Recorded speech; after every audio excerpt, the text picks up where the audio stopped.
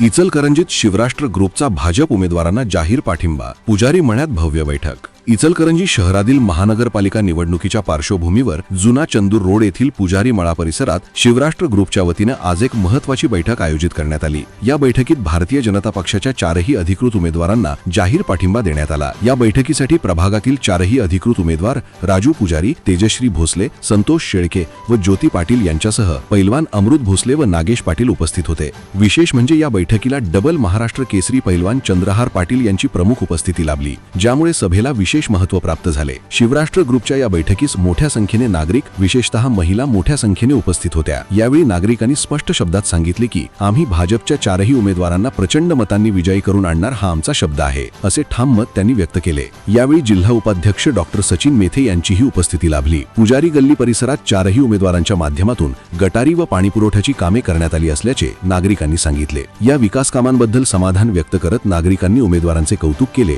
आणि सर्वांना आशीर्वाद दिले। या बैठकीमुळे शिवराष्ट्र ग्रुपचा भाजपच्या उमेदवारांना ठाम पाठिंबा असल्याचे स्पष्ट झाले असून आगामी निवडणुकीत या प्रभागात भाजपची स्थिती अधिक भक्कम होईल असा विश्वास व्यक्त करण्यात येतो।